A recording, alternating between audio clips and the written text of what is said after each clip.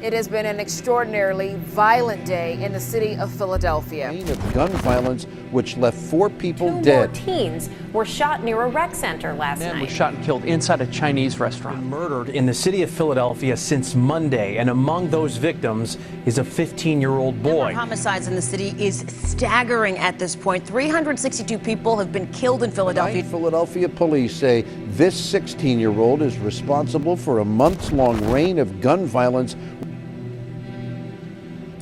Philadelphia, city of brotherly love. Violence has ravaged our city the last couple of years. In 2018, there were 353 homicides. 2019, 356. In 2020, in the midst of a global pandemic, Philly had 499 homicides. And unfortunately, homicides are up 40% in 2021. This violence has a lasting effect on our city, community, and most important, families. My name is Kimberly Kamara, and I wanted to shed some light on this issue. Philadelphia police have identified a gunman wanted in the murder of a teenager on Easter Sunday. Investigators say White shot 16-year-old William Bethel during a fight over a woman near 8th and South on April 1st. He died 2 days later. State your name, please. Walisha Robinson Bethel. Who was your son? William Livingston Bethel IV.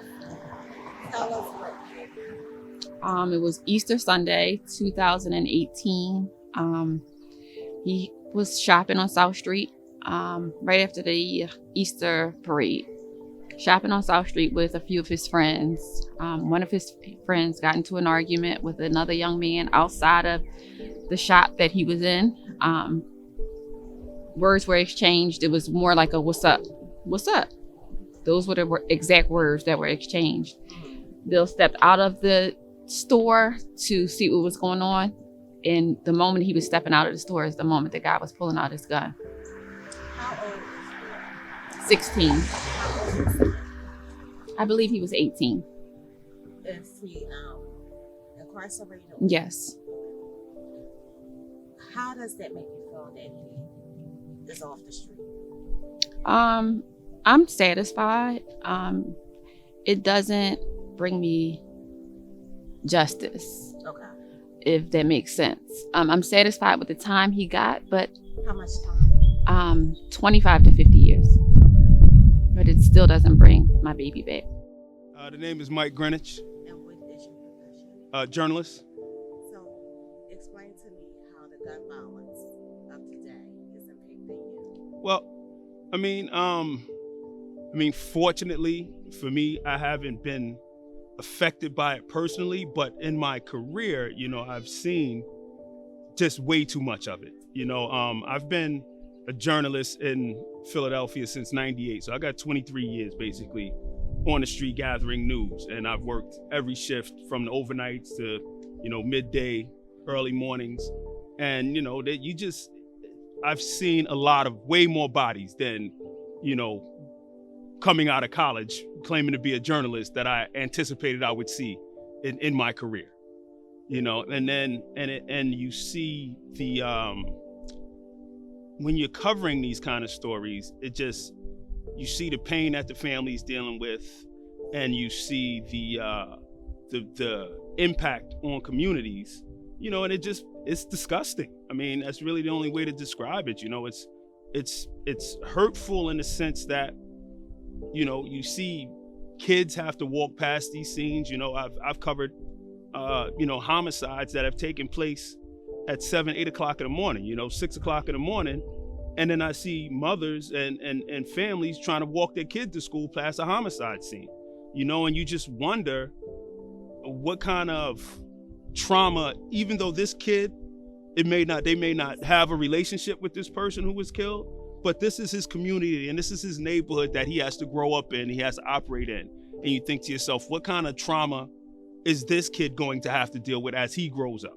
And you know what I mean? And what impact will seeing these kind of visions on way too often have on him, you know? And so those are the things that go through my mind often, you know, and the things that I struggle with, you know, when I'm out doing these. And then, you know, from the other side of it is way too often they look like me.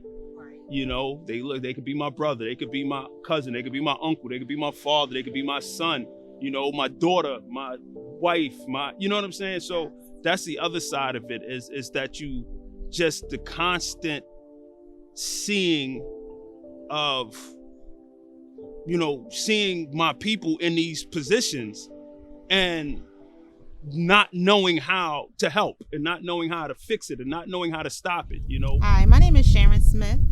So tell me what it is that I'm a member of Moms Bonded by Grief. I became a member after my son, Dashawn Garner, was murdered August 30th of 2017. I joined the group roughly, I think it was that February or March. My sister introduced me to the group. At that point, I was, I'm gonna say I wasn't present.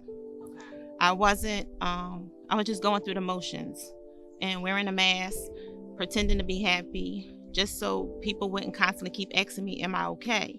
And when I went to the group, I was able to express all that stuff I was holding in. what were you holding in? The anger of someone shooting my son 3 times in his back. You know, that's not a threat when somebody shoots you in your back, you know, so the person is in court. The anger of not feeling like the police aren't doing enough, you know, just wanting my son back. We had plenty of things we were planning to do. At August, we usually go on our family trip. And I'm like, if we would have went on our family trip, he wouldn't have been there. You know, he wouldn't have been there to be able to argue with somebody and get shot in his back. I'm very appreciative of the group being started by Therese McCleary. And without that group, I think I still would have been in that space that I was in. You know, not saying that I don't have good days and bad days, really bad days, sometimes bad weeks. But sometimes it helps just talking to people, like no matter what I say, they already know what I'm feeling. And it's comforting in knowing that I have that support. How did you find out your baby was shot? Cooking Easter dinner at my mother's house. I got a phone call that just said, get to the hospital. What hospital did you go to? Thomas Jefferson Hospital. And what did you think? They said that he was shot in the leg. Okay. So I was rushing to the hospital. It's going to be okay. What happened? What happened? That was all that was going through my head. What happened? I'm going to kick his behind when I get here. What happened? What happened? I got to the hospital and they wouldn't let me see him for a long time. It seemed like it took me 5 hours to get to the hospital. When I got there, the waiting room was filled with family members already. And he was in surgery because they did emergency surgery. I got to see him probably about 7 hours later. They allowed my husband and I to see him after surgery. We still thought he had a chance. He was actually shot in his lower back, in his buttocks, and it hit a main artery. So they couldn't stop the bleeding. He fought for 2 days in the hospital. He was shot on April 1st and he passed away on April 3rd. All of his organs started to fail. One doctor came to me and said, we have to cut his leg off. Okay, he can live without a leg. Another doctor came to me and said, y'all need to go home and get some rest because it's going to be a long recovery. When you get home, get some rest. And I'm like, I'm not leaving this hospital. Another doctor came to me and said, okay, I know we talked about the leg, but let's talk about the arm. We're going to have to cut his arm off. But I'm okay. He's going to be handicapped for the rest of his life, but he's going to be here. Oh, but let me just let you know that he might not make it through the surgery. So if we don't cut his arm off, he may not live. But if we go take him under surgery again, he still might not live. Within an hour, they came back in the waiting area and said, you should go in now. because he's getting ready to go. Do you want us to resuscitate? No. I don't want to.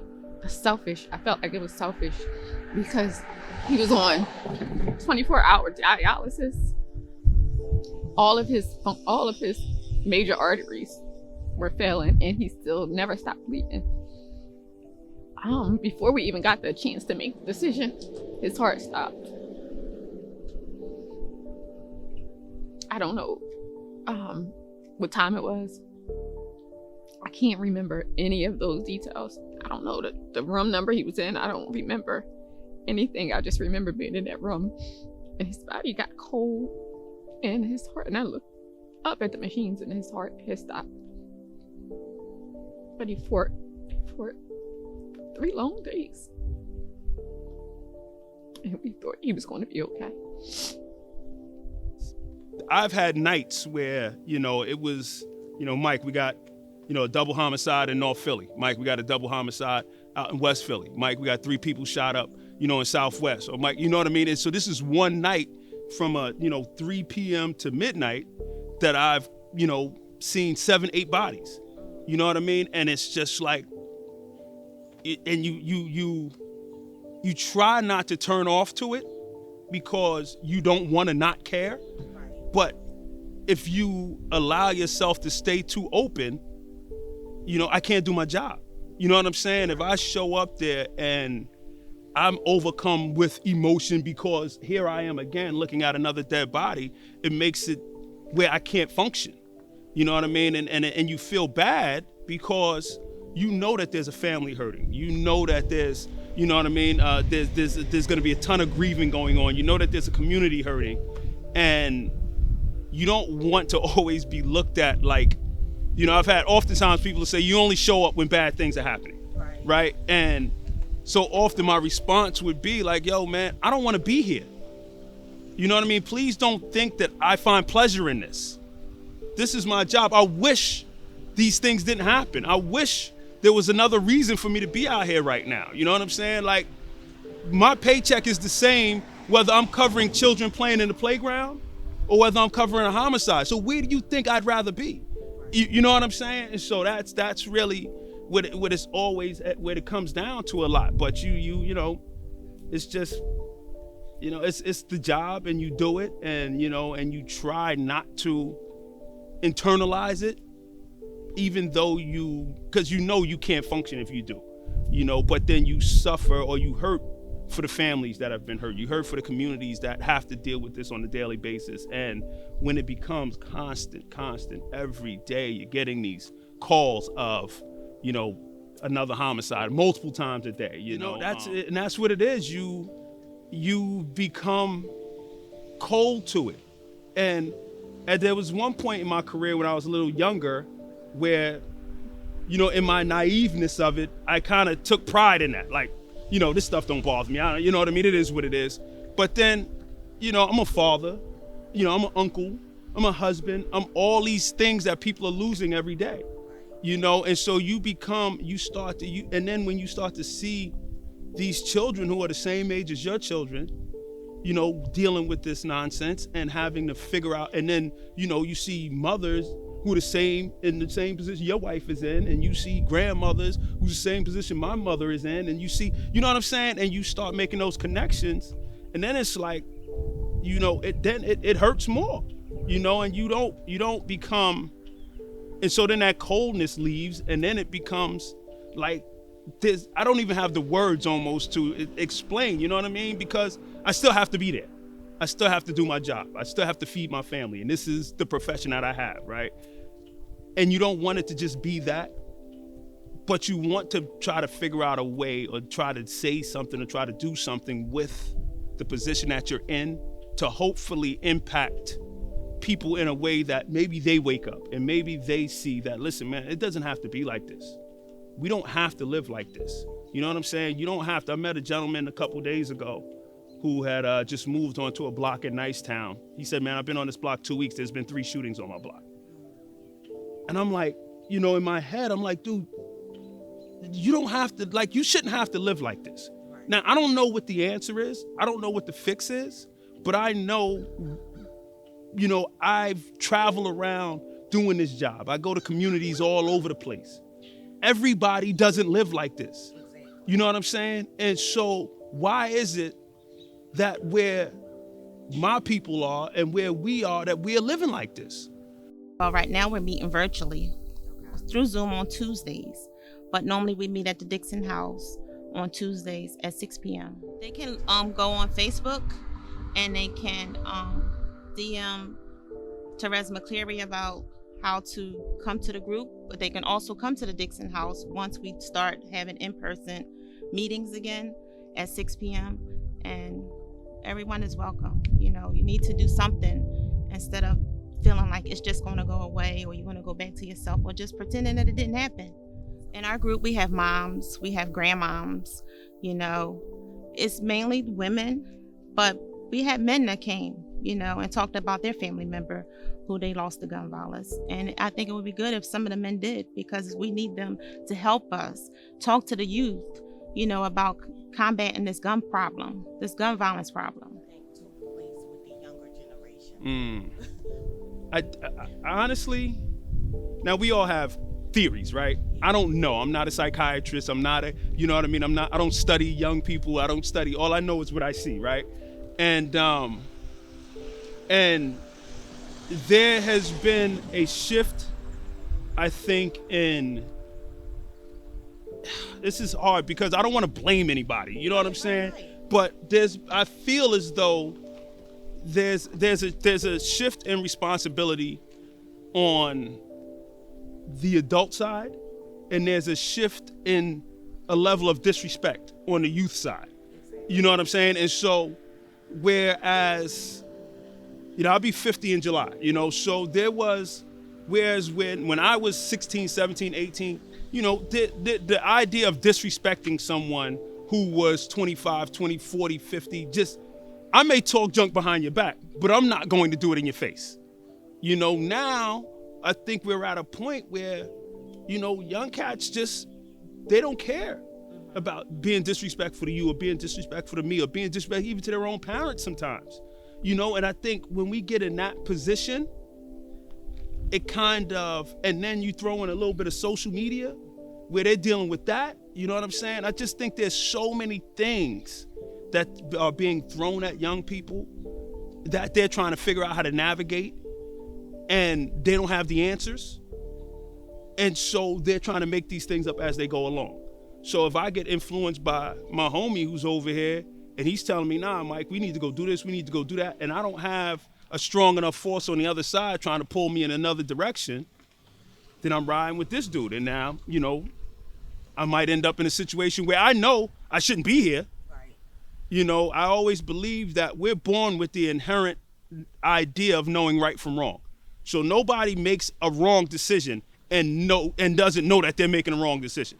We all know, yeah, I probably shouldn't be doing this. But then we decide to do it anyway.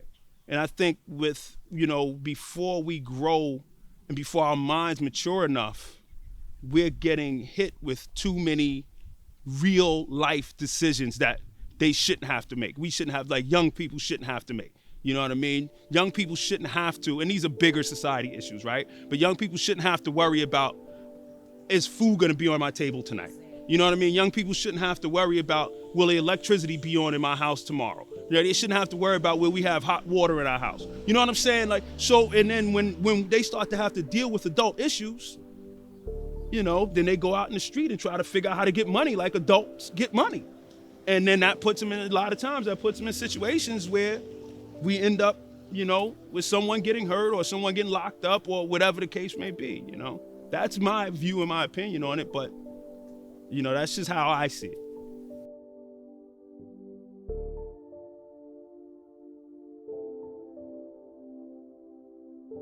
For me, I feel like I need that. It's weird you asked that, because I just explained that to someone who doesn't believe in going to the cemetery. For me, I do believe that Sean's spirit is still around, and I talk to him every day, wherever I'm at, but sometimes I need something physical to talk to. And me going to the cemetery and also seeing his picture there, when I'm talking, I feel like I got something physical to talk to instead of just something spiritual. And it helps me because it doesn't feel like I'm just talking to myself, you know. So that's why I go to the cemetery.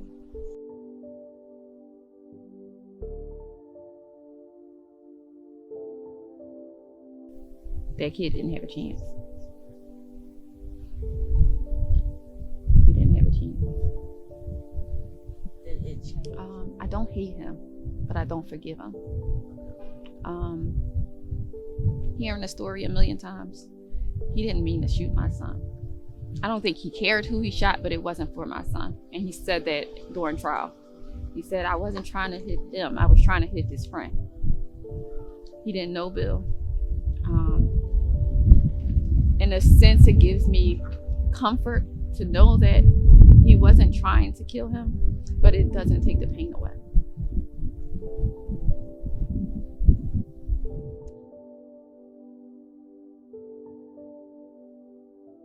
Think about the effects that it has on other people. Not only the family members who you murdered, but also your own family members. It's devastating to both sides, you know. We have to end this gun violence. It's not worth it. It's not worth it if somebody stepped on your sneaker, called you a name you didn't like, posted something on Facebook you didn't like. It's not worth it. That's what I'd say. Thank you. I always say that I want people to know that all victims of gun violence are not bad children. I'm a living testimony that that's not. People always, when they hear someone was killed, well, what did he do? What was he into? And I always try to get that word out, that message that all victims of gun violence are not bad people. My close, I would say to young people, man, just, stand up, in a sense that recognize that you don't have to follow the trends. You can be your own person. When you're stepping down the wrong path. Make the decision that you're going to turn around and go the other direction. Now that might mean you got to deal with a little flack from your homies or you got to deal with some flack from the neighborhood. But if that brings you home tomorrow, if that keeps you out of the back of a police car, if that keeps you out of the back of a morgue van, dude, that's not the wrong decision. You know what I'm saying? Don't give up on having a chance to get a shot out here. I always believe, I always say to myself, like when I talk to young people, listen, man, I was a C student. I'm not super smart. I'm not, magna cum laude, no place. I grew up same way, single mother, ran the streets with my friends, got involved in a couple things I probably shouldn't have got involved in. But there were times when I was like, yo, this is not right for me. You know what I'm saying? Like when, we run up on somebody and I'm like, yo, I feel very uncomfortable here. And instead of staying in that space till I got comfortable, I was like, nah, man, I'm not doing this again because today I hurt you, tomorrow somebody could hurt me. You know what I'm saying? And I don't want to be hurt. I was afraid of going to jail. I was afraid of getting shot. I was afraid, you know what I'm saying? I was afraid, all those things that people seem to be comfortable with right now, I was afraid of those things. And so, and I think most people are, but at some point they find this level of, or they allow themselves to be drawn into it because of peer pressure. And sometimes you gotta just be that guy and say, or that girl and say, listen, man, you can lean on me all you want, man. This is stupid and I'm not doing it. And try and go down that path, man. Think about your family, man. Think about your mother and your grandmother and your brothers and your sisters and all those other people who want to see the best for you. And listen, and I know it's tough for a lot of people. And I know a lot of people come up in rough situations. But yo, man, at the end of the day, this is America, man. Everybody can get a shot here, man. You know what I mean? We got free education. We got programs and assistance that, things that if you just show up, you got a shot. That's what I tell my kids, the same thing. Like, you don't have to have a plan, but show up. You know what I mean? I try to tell young people that all the time. Like, dude, I had no plan. I didn't know what I was going to do when I got out of college. I didn't know what I was going to do when I got out of high school. I didn't know what I was going to do when I went to college. I just kept showing up. I've dealt with this issue on a personal level, and I felt the need to share these stories. I also took the liberty to sit down with some fascinating individuals other than the mothers mourning their loved ones. I spoke with people like Detective Keith Quick, Stanley Crawford, Ike Rawl. I'm Stanley Crawford. Most people call me Brother Stanley. Okay, Brother Stanley. Tell us about your son, William. Well, my son William was a loving and caring individual. I always share about how me and him, we had a love father-son relationship. You know, he loved me and I loved him. He was 35 years old. I raised him as a single father from the age of 3 until his murder on September the 8th of 2018. What occurred was it was 9 o'clock in the morning on a Saturday. These individuals were waiting to ambush my son. My son was going to his sister's house, my daughter, and as he was waiting for her to open the door, he was ambushed, shot once in the right temple, once in the right cheek, and once in the chest. And me and my other son was in the car together, and we get a frantic call from my daughter saying they just shot William in a very frantic state of being. And I can imagine she and my grandson, which is her son, came down to the bottom of the steps, because it's like 3 landings, and came down to see her brother laying on the ground, shot in the head, and also my grandson. So by the time I get there, the rescue wagon had already took him to the hospital. And of course, we went through the procedures, you know, he's being shot in the head and seeing his blood on the ground. It wasn't no rocket scientist. I'm almost, from that point, understood that the doctors would come out and tell us that he didn't make it. Good afternoon. What's your name? Keith Quick, Keith G. Quick to be exact. Okay. What's your what was your profession? I'm a retired homicide detective. For how many years? 24 and 11 months. Don't forget my 11 months. So from when you retired up until now, what do you see going on? Killing and carnage. A laissez-faire attitude by the police department, by the politicians, by the social service entities in the city. That's what I see. I see inaction. I see people collecting a check and not doing their job as thoroughly as they can. I see ill-trained police officers. I see cases not being thoroughly investigated. I see detectives not going to the scene of a murder. What I see disgusts me. In the city of Philadelphia and in the country at large, there's a leadership vacuum. We just had a major election. We just had a national election. We changed presidents. There was a vacuum. There's a leadership vacuum in the city of Philadelphia right now, which is hurting the community. But that leadership is just a microcosm of the leadership in the country. Like, what makes you Ike Rawl? I mean, some people say I'm not afraid to say what's on my mind, and I speak my mind and keep it real, whatever they say. But I've been like that all my life, so that's what they call me. Definitely man of the people. Explain to me what that means. The man of all people, because just to sum it up, a lot of people, I started protesting and everything like that because a black man was killed by a police officer. So people just think I'm with the Black Lives Matter movement and all that, which I'm not. All Black Lives Matter to me, you understand what I'm saying? So it ain't like I'm just defending these people. It ain't about being black. If you're black, white, Puerto Rican, Haitian, whatever, like, your family deserves justice for your murder or whatever happened to you. Like, you know what I'm saying? So I'm the man of the people. I serve all the people. Oh, well, yeah, let me help you out. What you're saying is basically like, you know what I'm saying, where the Ike Rawl man of the people evolved from. Like, you know what I'm saying? Yes. All right, okay, here we go. So that's what I was alluding to earlier. Well, David Jones was a black man who was killed in Philadelphia by a police officer on June 8th, 2017.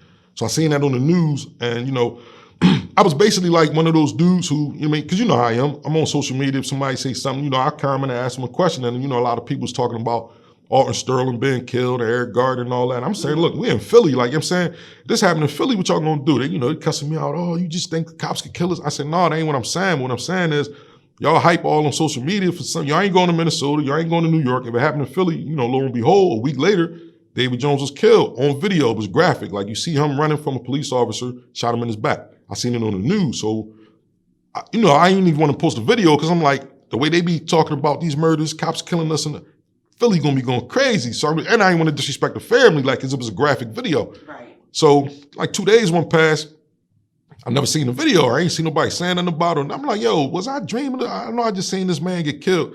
So, like, 2 days went past and I posted the video. So when I posted the video, now, his family start reaching out. I was like, oh, thank you for posting it again, because nobody was saying nothing about it. That's wrong what they did to my brother, my uncle, my nephew, my son. His father, reached out, and his mother, his stepmom, and was like, thank you for posting the video. So in the video, you hear me saying, when we gonna rally, when we gonna protest. I didn't know David Jones or his family. I didn't even know he was a black man. I just know it was a man who got shot, and it was a graphic video. And in the video, I'm asking, when we gonna rally, when we gonna protest? Because y'all just was saying, Black Lives Matter, all that about Minnesota, New York. So we in Philly. I just was asking y'all, if it happened in Philly, what y'all gonna do? I don't see nobody doing nothing. So that's when I started, the protest for David Jones. And everybody know we went to the police officer house and protested. We went to every press conference that any elected official had in the city. If you ain't mentioned the name of David Jones, we was coming to ask you about it live in front of all the news cameras. No matter where you was at, a ribbon cutting ceremony, we coming to ask you what's going on. And that's what it was. So a lot of people know me from that, but they thought I was affiliated with the Black Lives Matter movement, which I wasn't. I never was Black Lives Matter, none of that. Understand what I'm saying? So in the midst of me doing that, and basically that's how I met you, because some mothers, were reaching out and saying, well, my son was killed. Can you help me get justice for my son? And I would say, yeah, one lady said my son was killed. The people is on video, the suspects on video. So I started posting the videos of, what happened, and those suspects were arrested and, charged for the murder of her son. So more people start reaching out saying, well, can you help me out? Here's the mugshot of the person that the police said is responsible for killing my loved one. And I started doing that. So that's why I started Unsolved Murders in Philly, which now brings me to the man of the people, Ike Raw. And so that's what people know me as. So tell us about that. Yeah. Well, the Black Male Community Council we started January the 5th of 2019, 3 or 4 months after the murder of my son. And we met every Saturday for about 5 months. And out of that meeting every Saturday, we came up with 4 pillars that the Black Male Community Council stands on. We understood that we had to be black men and do security for our women, children, and elders. The security was part of what we do and what we're promoting to do as black men, because we should be able to protect our women and children and elders where they can move amongst us safely without fear of their lives. And that's number one. Okay. Number 2, mediation. Some of these young brothers is caught between a rock and a hard place. They don't want to hurt each other, but they don't have no other options when they have know that the other brother carry a weapon. You got to carry a weapon. They meet each other, and this is what happens. And then we have cleanups. Here's another portion. Just think about this. We live in a community, not all of the black community, but those communities where you got filth and dirt. Why should our women, children, and elders have to move in this filth and dirt when we have able-bodied black men in the community? So we start cleaning up. We wanted to do 10 hot spots, but we was able to do 3, and we made a commitment to clean these 3 hot spots on a consistent basis. And when we clean it, the atmosphere changes each time we go in. We do a thorough cleaning of these areas, because what we don't understand is when people come into a dirty atmosphere, dirty community. Mm-hmm. That breeds stress. Even psychologically, they might not be aware of it, but when you clean it, you can tell the difference. So we making a commitment to clean up in the black community, those communities that need some attention. Okay. The murder of my son compelled me because at the beginning of the murder of my son, the Philadelphia Police Department was treating it as if he deserved, because he was street. I tell people, my son was not no church going, no mass year going. He was street. And when I went to the homicide unit, they had already put it in their mind that my son got killed so for other reasons. And as I started to really seeing that I needed to take a proactive action in order to get my son murder solved, I started doing research and started seeing that the Philadelphia Police Department wasn't as intense about the solving of my son's murder as I was. And I started doing research and so forth and so on. But through this research, we started recognizing that there's a plethora of unsolved murders, and specifically the Black community. And as we start looking at this, with one of my best friends, retired detective homicide, Detective Keith Quick, and others who was working with us in this particular arena, we started seeing that the unsolved murders was a problem and was perpetuating the murdering. Our DA has earned a nickname. We call him Let Him Out Larry. If I'm arrested with a gun, for example, in Philadelphia, and I was arrested for a gun 3 months ago, should I be on the street? Probably not. But because of the DA and his liberal attitude, I'm on the street. So if I'm carrying a gun, eventually I'm going to use that gun. I'm going to use that gun either to hurt, harm, or maim somebody and possibly murder someone. Once a person murders a person, they become emboldened. And if they murder once, they'll murder again. Our DA has an open door policy. He's letting these people out. The bail is not as high as it should be.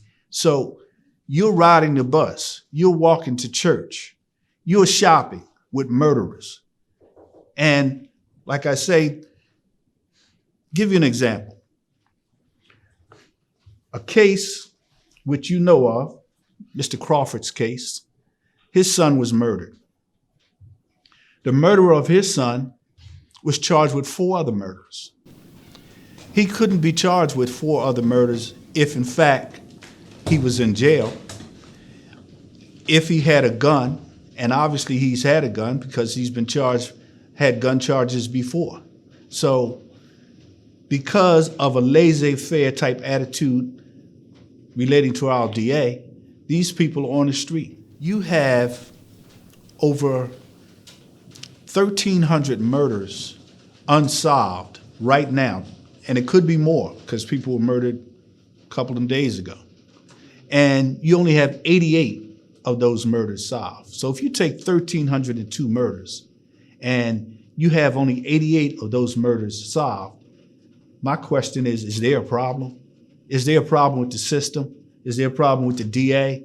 Is there a problem with the police? Is there a problem with the politicians? It says to me they're not doing their job. So a lot of people they just think sometimes that you're rude, obnoxious. Yeah, I can be. How do you feel about that? I don't care. I mean, it's life. Deal with it. Like, you know what I mean? I don't sugarcoat for nobody, and that's the problem. Like, I can't be fake. I can't be phony. Like, I was on the radio. I was on a radio station, local radio station in Philadelphia. It's supposed to be, black station and all that, but they want to mute you. Like, you say something about a politician, it's like, oh, Ike, you can't say, what are you talking about? Like, I'm a man of the people. The people know I'm going to speak my mind. So I can't be on a radio station and being muted, right? So I got to do my own thing. So yes, I'm going to ruffle some feathers, but it's nothing never personal with me. Like I'm saying, I don't take nothing personal. If you're a politician, if you're an elected official and you have a job to do and you're not doing your job, I got to let the people know this is the politician maybe you should not vote for. Maybe you should look over here and vote for somebody else. If this is your council person, this is your state rep, this is your mayor or whoever, your district attorney, you need this. This is what they doing and this is what they not doing. That's what I do. Like, when you look at the statistics about homicides and shootings, and now it's a lot of kids being killed, you know what I mean? And what I tell the moms and the parents and the dads and the uncles is that we got to start, being parents again. Like, we got to start, even if you're not the father or the mother, like, recently, like, and this is real talk. 3 weeks ago, a young boy was killed out West Philly, right? 17 years old. And, 2 days later, somebody sent me a picture of his profile, Instagram, got a gun in his hand, right? Profile picture, right? Young boy. But his family in the news crying, oh, he wasn't in there, he ain't doing nothing. But I'm saying, look, this could have been avoided, right? Take you back last month, the young boy went up to the bowling alley, shot up the bowling alley, allegedly, right? A couple of days later, they showed pictures of him on social media with guns, right? So a lot of these murders, they could be stopped. A lot of these kids could still be alive. A lot of these people could not be in prison If us as a community, parents, guardians, whatever you want to call yourself, dudes who've been in jail so-called and they know the streets and all that, why are you letting your nephew or your brother do some nut, you know what I mean, on social media? The community is responsible. The lack of leadership is responsible. The federal government is responsible. The family structure is responsible. There's enough responsibility to go around in every station. Everybody has some responsibility has some responsibility to make sure that the community is safe. Right now in the city of Philadelphia, the community is not safe. So a lot of these murders can be avoided, and that's what hurts the most when you see it playing out on social media. You see 24th Street beefing with 18th Street on social media, right? You see them talking about shooting this person. You see them talking about they're going to go retaliate against this person, but you'll see some of the moms go visit their sons, right, who locked up for the same beefs they talking about, posting pictures of the sons. Yeah, he be home soon. There's another goon missing from the streets. Like, Mom, what is you doing? What you talking about? You know what I'm saying? Dad, what is you doing? Uncle, what is you doing? Like, we glorify this stuff. So a lot of these beefs, right, been going on for years. It's generational beef. So that's the part that make me sad, because you see kids dying now. It's like more kids dying than adults. I don't want to see nobody dying, but over the last couple of weeks in Philly, 11-year-old just got killed the other day on his bicycle. Like I'm saying, riding his bike, his moped, with another 14-year-old on it with him. They both got shot. You know what I mean? One of them died. So those are the sad stories. Like, you got a lot of people, and what I do with the unsolved murders is sometimes people will reach out, can you help me find out who killed my loved one, killed my brother, right? I post a picture. 10 minutes later, Ike Raw, he got killed because he shot such and such. Give me the whole story, right? Mm-hmm. Streets talk, we know what's going on. So I got to tell the family, look, I can't post this picture because that's dry snitching. And what you mean, Ike Raw, you dry snitching? Because your loved one was killed because he shot or killed such and such. I'm telling you what's going on. You knew what was going on. You know what's happening, right? So I'm telling you what's going on. So a lot of these murders, like I say all the time, they're not solved in the courtroom or in the court of law, but they're solved in the streets. Like, you know what I'm saying? Do you think social media helps with getting justice?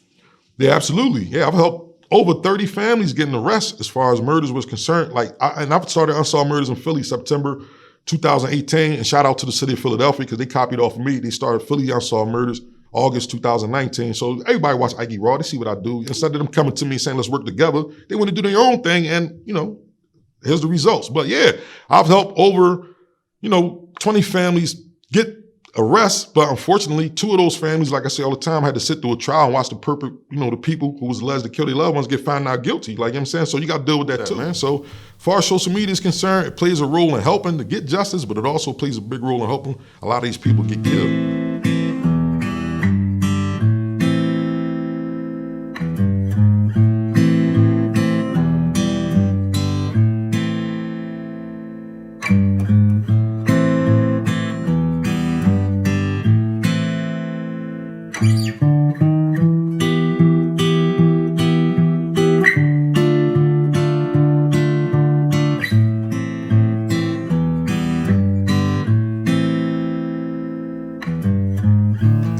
And the last is what we call education or interacting with the young brothers, because we the OGs, but I heard the young brothers say the OGs and the young brothers need to be able to interact with each other so they can start to communicate. And we find out that these young brothers is not hard to communicate as it's perceived. We clean it up as Cleveland and Dauphin. And we clean it up. First you get there, one of the brothers agitated one of the young brothers because he was trying to encourage the young brother to come and help us clean. Young brother got tired. He said, listen, OG, if I wanted this clean, I'll pay somebody to clean it. He said, see that trash over there? We call 311 and they never come. But they told me he was a shot caller and he was concerned about the community.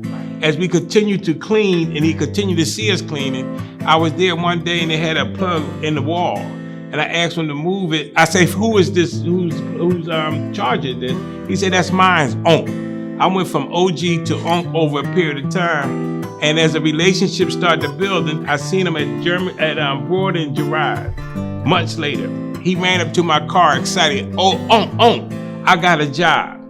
So what that tells me, this young brother that we would have cast off, that young brother had all the potential in the world. Only thing he needed was for us OGs to be amongst them to be able to start the communication and showing we care about them.